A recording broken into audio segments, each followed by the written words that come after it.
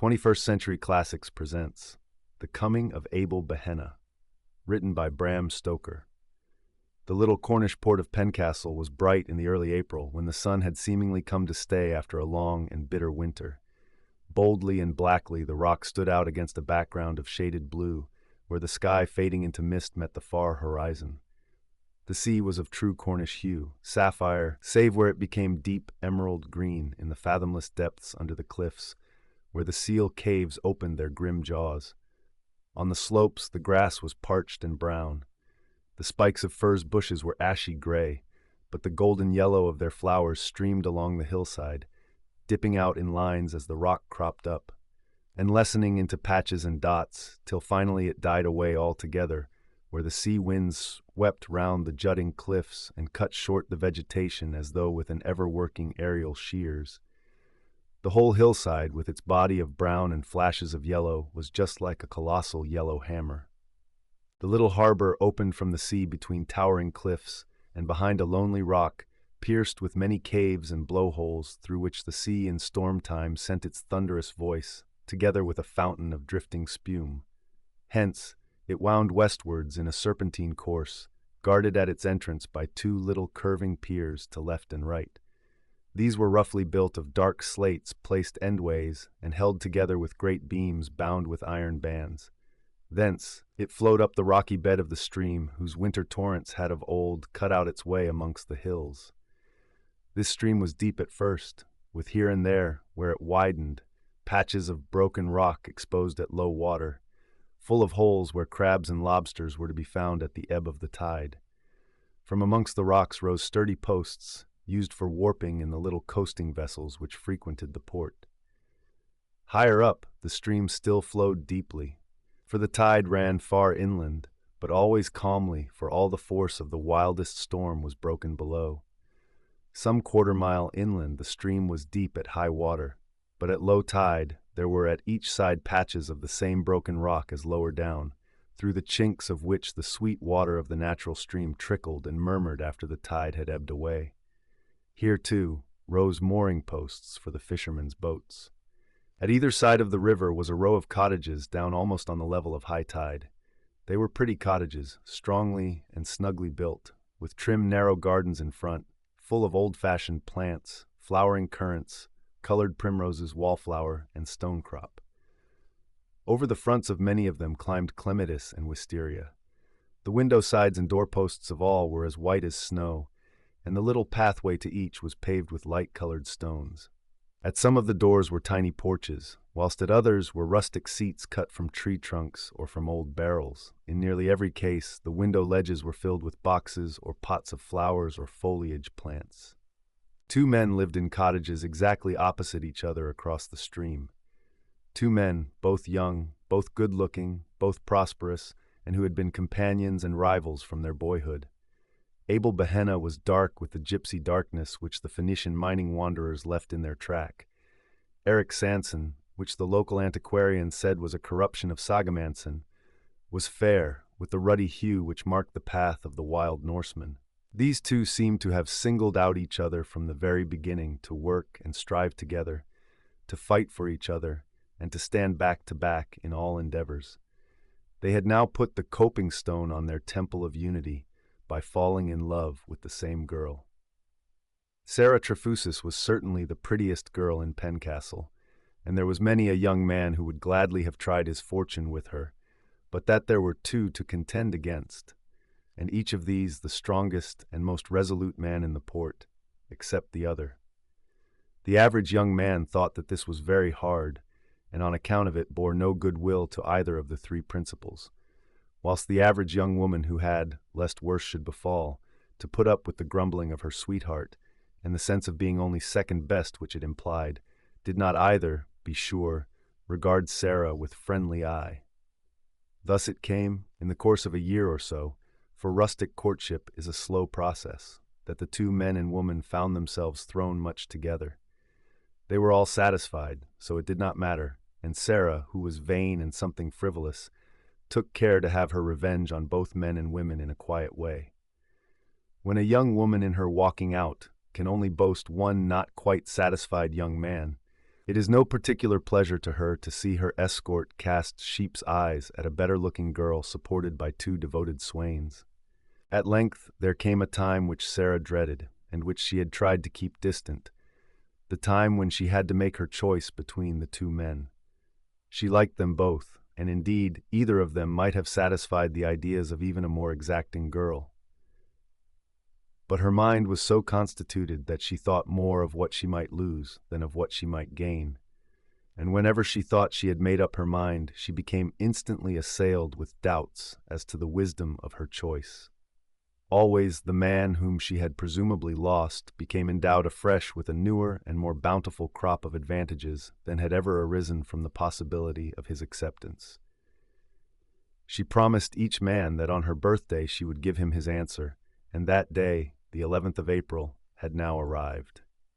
The promises had been given singly and confidentially, but each was given to a man who was not likely to forget. Early in the morning she found both men hovering round her door. Neither had taken the other into his confidence, and each was simply seeking an early opportunity of getting his answer and advancing his suit if necessary. Damon, as a rule, does not take Pythias with him when making a proposal, and in the heart of each man his own affairs had a claim far above any requirements of friendship. So, throughout the day, they kept seeing each other out. The position was doubtless somewhat embarrassing to Sarah, and though the satisfaction of her vanity that she should be thus adored was very pleasing, yet there were moments when she was annoyed with both men for being so persistent. Her only consolation at such moments was that she saw, through the elaborate smiles of the other girls when in passing they noticed her door thus doubly guarded, the jealousy which filled their hearts. Sarah's mother was a person of commonplace and sordid ideas, and seeing all along the state of affairs, her one intention, persistently expressed to her daughter in the plainest words, was to so arrange matters that Sarah should get all that was possible out of both men. With this purpose, she had cunningly kept herself as far as possible in the background in the matter of her daughter's wooings, and watched in silence. At first Sarah had been indignant with her for her sordid views, but as usual, her weak nature gave way before persistence, and she had now got to the stage of acceptance. She was not surprised when her mother whispered to her in the little yard behind the house, "Go up the hillside for a while. I want to talk to these two. They're both red-hot for yea, and now's the time to get things fixed." Sarah began a feeble remonstrance, but her mother cut her short. "I tell ye, girl, that my mind is made up. Both these men want ye, and only one can have ye, but before ye choose it'll be so arranged that you'll have all that both have got. Don't argy, child. Go up the hillside, and when ye come back I'll have it fixed. I see a way quite easy." So Sarah went up the hillside through the narrow paths between the golden firs, and Mrs. Trefusis joined the two men in the living room of the little house. She opened the attack with the desperate courage which is in all mothers when they think for their children, howsoever mean the thoughts may be. "Ye two men, you're both in love with my Sarah." Their bashful silence gave consent to the bare-faced proposition. She went on, "Neither of ye has much." Again, they tacitly acquiesced in the soft impeachment. "I don't know that either of ye could keep a wife." Though neither said a word, their looks and bearing expressed distinct dissent. Mrs. Trefusis went on, "But if you'd put what ye both have together, you'd make a comfortable home for one of ye, and Sarah." She eyed the men keenly, with her cunning eyes half shut as she spoke. Then, satisfied from her scrutiny that the idea was accepted, she went on quickly, as if to prevent argument. "The girl likes ye both, and mayhap it's hard for her to choose. Why don't ye toss up for her? First put your money together. You've each got a bit put by, I know. Let the lucky man take the lot and trade with it a bit, and then come home and marry her. Neither of ye's afraid, I suppose, and neither of ye'll say that he won't do that much for the girl that ye both say ye love." Abel broke the silence. "It don't seem the square thing to toss for the girl. She wouldn't like it herself, and it doesn't seem respectful like to her." Eric interrupted. He was conscious that his chance was not so good as Abel's, in case Sarah should wish to choose between them. "Are ye afraid of the hazard?" "Not me," said Abel boldly. Mrs. Trefusis, seeing that her idea was beginning to work, followed up the advantage. "It is settled that ye put your money together to make a home for her, whether ye toss for her or leave it for her to choose?" "Yes," said Eric quickly, and Abel agreed with equal sturdiness. Mrs. Trefusis' little cunning eyes twinkled. She heard Sarah's step in the yard, and said, "Well, here she comes, and I leave it to her," and she went out. During her brief walk on the hillside, Sarah had been trying to make up her mind. She was feeling almost angry with both men for being the cause of her difficulty, and as she came into the room said shortly, "I want to have a word with you both. Come to the Flagstaff Rock, where we can be alone." She took her hat and went out of the house up the winding path to the steep rock crowned with a high flagstaff, where once the wrecker's fire basket used to burn. This was the rock which formed the northern jaw of the little harbor. There was only room on the path for two abreast, and it marked the state of things pretty well when, by a sort of implied arrangement, Sarah went first, and the two men followed, walking abreast and keeping step. By this time, each man's heart was boiling with jealousy. When they came to the top of the rock, Sarah stood against the flagstaff, and the two young men stood opposite her. She had chosen her position with knowledge and intention, for there was no room for anyone to stand beside her. They were all silent for a while. Then Sarah began to laugh and said, "I promised the both of you to give you an answer today. I've been thinking and thinking and thinking till I began to get angry with you both for plaguing me so, and even now I don't seem any nearer than ever I was to making up my mind." Eric said suddenly, "Let us toss for it, lass." Sarah showed no indignation whatever at the proposition. Her mother's eternal suggestion had schooled her to the acceptance of something of the kind, and her weak nature made it easy to her to grasp at any way out of the difficulty. She stood with downcast eyes, idly picking at the sleeve of her dress, seeming to have tacitly acquiesced in the proposal. Both men, instinctively realizing this, pulled each a coin from his pocket, spun it in the air, and dropped his other hand over the palm on which it lay. For a few seconds they remained thus, all silent. Then Abel, who was the more thoughtful of the men, spoke. "Sarah, is this good?" As he spoke, he removed the upper hand from the coin and placed the latter back in his pocket. Sarah was nettled. "Good or bad, it's good enough for me. Take it or leave it as you like," she said, to which he replied quickly, "Nay, lass, aught that concerns you is good enow for me. I did but think of you lest you might have pain or disappointment hereafter. If you love Eric better nor me, in God's name say so, and I think I'm man enow to stand aside. Likewise, if I'm the one, don't make us both miserable for life." Face to face with a difficulty, Sarah's weak nature proclaimed itself. She put her hands before her face and began to cry, saying, "It was my mother. She keeps telling me." The silence which followed was broken by Eric, who said hotly to Abel, "Let the lass alone, can't you? If she wants to choose this way, let her. It's good enough for me, and for you too. She said it now, and must abide by it." Hereupon Sarah turned upon him in sudden fury, and cried, "Hold your tongue! What is it to you, at any rate?" And she resumed her crying. Eric was so flabbergasted that he had not a word to say, but stood looking particularly foolish, with his mouth open and his hands held out with the coin still between them. All were silent till Sarah, taking her hands from her face, laughed hysterically and said, "As you two can't make up your minds, I'm going home," and she turned to go. "Stop," said Abel, in an authoritative voice. "Eric, you hold the coin, and I'll cry. Now, before we settle it, let us clearly understand. The man who wins takes all the money that we both have got, brings it to Bristol, and ships on a voyage and trades with it. Then he comes back and marries Sarah, and they two keep all, whatever there may be, as the result of the trading. Is this what we understand?" "Yes," said Eric. "I'll marry him on my next birthday," said Sarah. Having said it, the intolerably mercenary spirit of her action seemed to strike her, and impulsively she turned away with a bright blush. Fire seemed to sparkle in the eyes of both men. Said Eric, "A year so be. The man that wins is to have 1 year." "Toss!" cried Abel, and the coin spun in the air. Eric caught it, and again held it between his outstretched hands. "Heads!" cried Abel, a pallor sweeping over his face as he spoke.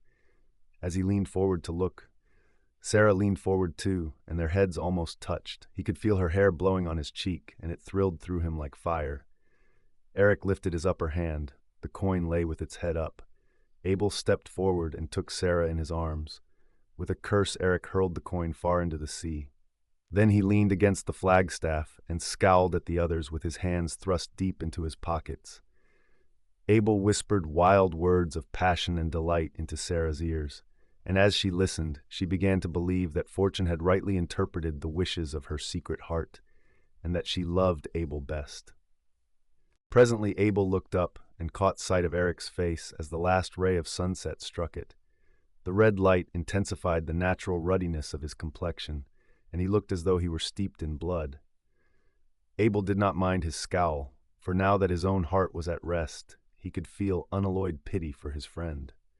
He stepped over, meaning to comfort him, and held out his hand, saying, "It was my chance, old lad. Don't grudge it me. I'll try to make Sarah a happy woman, and you shall be a brother to us both."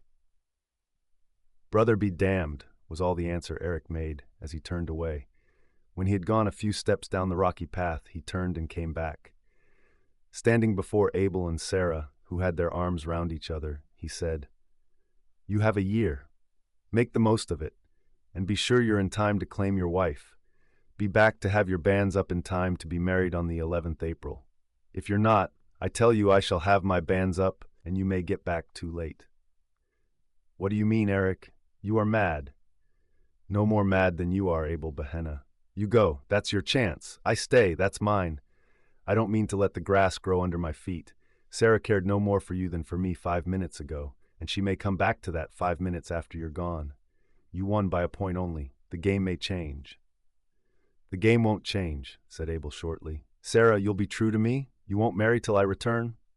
"For a year," added Eric quickly. "That's the bargain." "I promise for the year," said Sarah.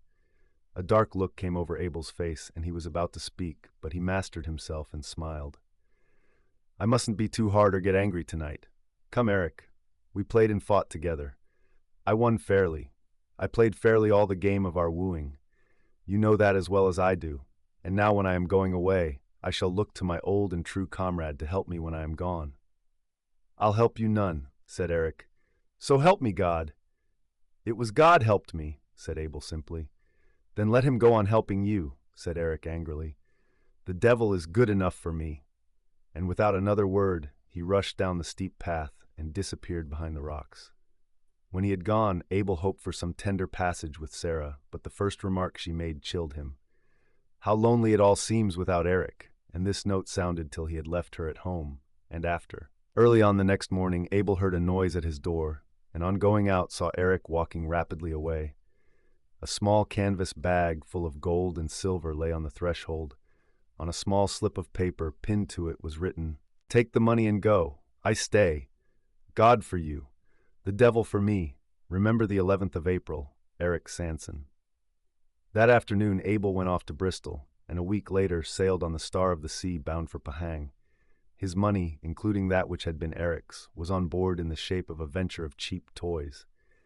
He had been advised by a shrewd old mariner of Bristol whom he knew, and who knew the ways of the Chersonese, who predicted that every penny invested would be returned with a shilling to boot. As the year wore on, Sarah became more and more disturbed in her mind. Eric was always at hand to make love to her in his own persistent, masterful manner, and to this she did not object. Only one letter came from Abel to say that his venture had proved successful, and that he had sent some £200 to the bank at Bristol, and was trading with £50 still remaining in goods for China, whither the Star of the Sea was bound and whence she would return to Bristol. He suggested that Eric's share of the venture should be returned to him with his share of the profits. This proposition was treated with anger by Eric, and as simply childish by Sarah's mother. More than 6 months had since then elapsed, but no other letter had come, and Eric's hopes, which had been dashed down by the letter from Pahang, began to rise again. He perpetually assailed Sarah with an if. If Abel did not return, would she then marry him? If the 11th April went by without Abel being in the port, would she give him over? If Abel had taken his fortune and married another girl on the head of it, would she marry him, Eric, as soon as the truth were known? and so on in an endless variety of possibilities. The power of the strong will and the determined purpose over the woman's weaker nature became in time manifest. Sarah began to lose her faith in Abel and to regard Eric as a possible husband, and a possible husband is in a woman's eye different to all other men. A new affection for him began to arise in her breast, and the daily familiarities of permitted courtship furthered the growing affection. Sarah began to regard Abel as rather a rock in the road of her life, and had it not been for her mother's constantly reminding her of the good fortune already laid by in the Bristol bank, she would have tried to have shut her eyes altogether to the fact of Abel's existence. The 11th April was Saturday, so that in order to have the marriage on that day, it would be necessary that the banns should be called on Sunday, 22nd March. From the beginning of that month, Eric kept perpetually on the subject of Abel's absence, and his outspoken opinion that the latter was either dead or married began to become a reality to the woman's mind. As the first half of the month wore on, Eric became more jubilant, and after church on the 15th, he took Sarah for a walk to the Flagstaff Rock. There he asserted himself strongly. "I told Abel, and you too, that if he was not here to put up his banns in time for the 11th, I would put up mine for the 12th. Now the time has come when I mean to do it. He hasn't kept his word." Here Sarah struck in out of her weakness and indecision. "He hasn't broken it yet." Eric ground his teeth with anger. "If you mean to stick up for him," he said as he smote his hands savagely on the flagstaff, which sent forth a shivering murmur, "well and good, I'll keep my part of the bargain. On Sunday I shall give notice of the banns, and you can deny them in the church if you will. If Abel is in Pencastle on the 11th, he can have them cancelled and his own put up. But till then, I take my course, and woe to anyone who stands in my way." With that he flung himself down the rocky pathway, and Sarah could not but admire his Viking strength and spirit, as, crossing the hill, he strode away along the cliffs towards Bude. During the week, no news was heard of Abel, and on Saturday Eric gave notice of the banns of marriage between himself and Sarah Trefusis. The clergyman would have remonstrated with him, for although nothing formal had been told to the neighbors, it had been understood since Abel's departure that on his return he was to marry Sarah, but Eric would not discuss the question. "It is a painful subject, sir," he said with a firmness which the parson, who was a very young man, could not but be swayed by. "Surely there is nothing against Sarah or me. Why should there be any bones made about the matter?" The parson said no more, and on the next day he read out the banns for the first time amidst an audible buzz from the congregation. Sarah was present, contrary to custom, and though she blushed furiously, enjoyed her triumph over the other girls whose banns had not yet come. Before the week was over, she began to make her wedding dress. Eric used to come and look at her at work, and the sight thrilled through him. He used to say all sorts of pretty things to her at such times, and there were to both delicious moments of love-making. The banns were read a second time on the 29th, and Eric's hope grew more and more fixed, though there were to him moments of acute despair, when he realized that the cup of happiness might be dashed from his lips at any moment, right up to the last. At such times he was full of passion, desperate and remorseless, and he ground his teeth and clenched his hands in a wild way, as though some taint of the old berserker fury of his ancestors still lingered in his blood. On the Thursday of that week he looked in on Sarah and found her, amid a flood of sunshine, putting finishing touches to her white wedding gown. His own heart was full of gaiety, and the sight of the woman who was so soon to be his own so occupied filled him with a joy unspeakable, and he felt faint with languorous ecstasy. Bending over, he kissed Sarah on the mouth, and then whispered in her rosy ear, "Your wedding dress, Sarah? And for me." As he drew back to admire her, she looked up saucily and said to him, "Perhaps not for you.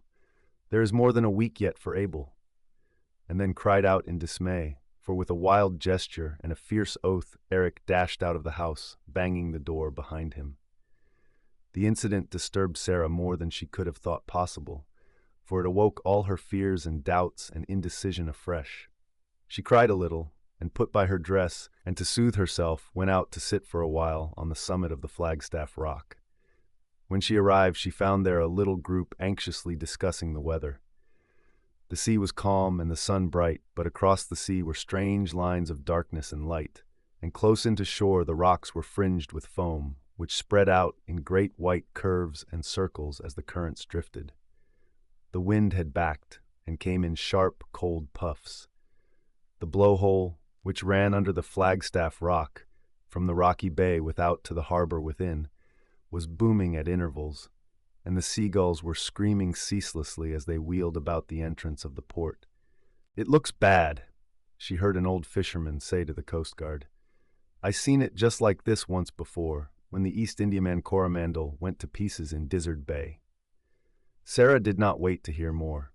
She was of a timid nature where danger was concerned, and could not bear to hear of wrecks and disasters. She went home and resumed the completion of her dress, secretly determined to appease Eric when she should meet him with a sweet apology, and to take the earliest opportunity of being even with him after her marriage. The old fisherman's weather prophecy was justified. That night at dusk a wild storm came on. The sea rose and lashed the western coast from Skye to Scilly and left a tale of disaster everywhere. The sailors and fishermen of Pencastle all turned out on the rocks and cliffs and watched eagerly. Presently, by a flash of lightning, a ketch was seen drifting under only a jib about half a mile outside the port. All eyes and all glasses were concentrated on her, waiting for the next flash, and when it came a chorus went up that it was the lovely Alice, trading between Bristol and Penzance, and touching at all the little ports between. "God help them," said the harbor master, "for nothing in this world can save them when they are between Bude and Tintagel and the wind on shore." The Coast Guards exerted themselves, and, aided by brave hearts and willing hands, they brought the rocket apparatus up on the summit of the Flagstaff Rock. Then they burned blue lights so that those on board might see the harbor opening in case they could make any effort to reach it. They worked gallantly enough on board, but no skill or strength of man could avail. Before many minutes were over, the lovely Alice rushed to her doom on the great island rock that guarded the mouth of the port. The screams of those on board were faintly borne on the tempest as they flung themselves into the sea in a last chance for life. The blue lights were kept burning, and eager eyes peered into the depths of the waters in case any face could be seen, and ropes were held ready to fling out in aid. But never a face was seen, and the willing arms rested idle. Eric was there amongst his fellows. His old Icelandic origin was never more apparent than in that wild hour. He took a rope and shouted in the ear of the harbor master, "I shall go down on the rock over the seal cave. The tide is running up, and someone may drift in there." "Keep back, man," came the answer. "Are you mad? One slip on that rock and you are lost, and no man could keep his feet in the dark on such a place in such a tempest." "Not a bit," came the reply. "You remember how Abel Behenna saved me there on a night like this when my boat went on the Gull Rock. He dragged me up from the deep water in the seal cave, and now someone may drift in there again as I did," and he was gone into the darkness. The projecting rock hid the light on the Flagstaff Rock, but he knew his way too well to miss it. His boldness and sureness of foot standing to him, he shortly stood on the great round-topped rock cut away beneath by the action of the waves over the entrance of the seal cave, where the water was fathomless. There he stood in comparative safety, for the concave shape of the rock beat back the waves with their own force, and though the water below him seemed to boil like a seething cauldron, just beyond the spot there was a space of almost calm. The rock, too, seemed here to shut off the sound of the gale, and he listened as well as watched. As he stood there ready, with his coil of rope poised to throw, he thought he heard below him, just beyond the whirl of the water, a faint, despairing cry. He echoed it with a shout that rang into the night. Then he waited for the flash of lightning, and as it passed flung his rope out into the darkness where he had seen a face rising through the swirl of the foam. The rope was caught, for he felt a pull on it, and he shouted again in his mighty voice, "Tie it round your waist, and I shall pull you up." Then when he felt that it was fast, he moved along the rock to the far side of the sea cave, where the deep water was something stiller, and where he could get foothold secure enough to drag the rescued man on the overhanging rock. He began to pull, and shortly he knew from the rope taken in that the man he was now rescuing must soon be close to the top of the rock. He steadied himself for a moment and drew a long breath, that he might at the next effort complete the rescue. He had just bent his back to the work when a flash of lightning revealed to each other the two men, the rescuer and the rescued. Eric Sanson and Abel Behenna were face to face, and none knew of the meeting save themselves and God. On the instant, a wave of passion swept through Eric's heart. All his hopes were shattered, and with the hatred of Cain, his eyes looked out. He saw in the instant of recognition the joy in Abel's face, that his was the hand to succor him, and this intensified his hate. Whilst the passion was on him, he started back, and the rope ran out between his hands. His moment of hate was followed by an impulse of his better manhood, but it was too late. Before he could recover himself, Abel, encumbered with the rope that should have aided him, was plunged with a despairing cry back into the darkness of the devouring sea. Then, feeling all the madness and the doom of Cain upon him, Eric rushed back over the rocks, heedless of the danger and eager only for one thing: to be amongst other people whose living noises would shut out that last cry which seemed to ring still in his ears. When he regained the Flagstaff Rock, the men surrounded him, and through the fury of the storm he heard the harbor master say, "We feared you were lost when we heard a cry. How white you are! Where is your rope? Was there anyone drifted in?" "No one," he shouted in answer, for he felt that he could never explain that he had let his old comrade slip back into the sea, and at the very place and under the very circumstances in which that comrade had saved his own life. He hoped by one bold lie to set the matter at rest forever. There was no one to bear witness, and if he should have to carry that still white face in his eyes and that despairing cry in his ears forevermore, at least none should know of it. "No one," he cried more loudly still. "I slipped on the rock, and the rope fell into the sea." So saying, he left them, and, rushing down the steep path, gained his own cottage and locked himself within. The remainder of that night he passed lying on his bed, dressed and motionless, staring upwards, and seeming to see through the darkness a pale face gleaming wet in the lightning, with its glad recognition turning to ghastly despair, and to hear a cry which never ceased to echo in his soul. In the morning the storm was over, and all was smiling again, except that the sea was still boisterous with its unspent fury. Great pieces of wreck drifted into the port, and the sea around the island rock was strewn with others. 2 bodies also drifted into the harbor, one the master of the wrecked ketch, the other a strange seaman whom no one knew. Sarah saw nothing of Eric till the evening, and then he only looked in for a minute. He did not come into the house, but simply put his head in through the open window. "Well, Sarah," he called out in a loud voice, though to her it did not ring truly, "is the wedding dress done? Sunday week, mind? Sunday week." Sarah was glad to have the reconciliation so easy, but womanlike, when she saw the storm was over and her own fears groundless, she at once repeated the cause of offense. "Sunday, so be it," she said without looking up, "if Abel isn't there on Saturday." Then she looked up saucily, though her heart was full of fear of another outburst on the part of her impetuous lover. But the window was empty. Eric had taken himself off, and with a pout she resumed her work. She saw Eric no more till Sunday afternoon, after the banns had been called the 3rd time, when he came up to her before all the people with an air of proprietorship which half pleased and half annoyed her. "Not yet, mister," she said, pushing him away, as the other girls giggled. "Wait till Sunday next, if you please. The day after Saturday," she added, looking at him saucily. The girls giggled again, and the young men guffawed. They thought it was the snub that touched him, so that he became as white as a sheet as he turned away. But Sarah, who knew more than they did, laughed, for she saw triumph through the spasm of pain that overspread his face. The week passed uneventfully.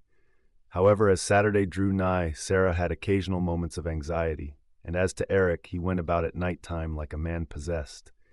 He restrained himself when others were by, but now and again he went down amongst the rocks and caves and shouted aloud. This seemed to relieve him somewhat, and he was better able to restrain himself for some time after. All Saturday he stayed in his own house and never left it. As he was to be married on the morrow, the neighbors thought it was shyness on his part, and did not trouble or notice him.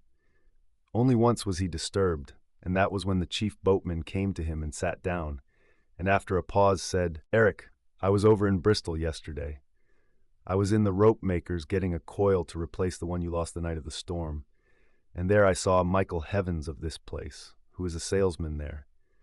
He told me that Abel Behenna had come home the week ere last on the Star of the Sea from Canton, and that he had lodged a sight of money in the Bristol Bank in the name of Sarah Behenna. He told Michael so himself, and that he had taken passage on the Lovely Alice to Pencastle. Bear up, man," for Eric had with a groan dropped his head on his knees, with his face between his hands.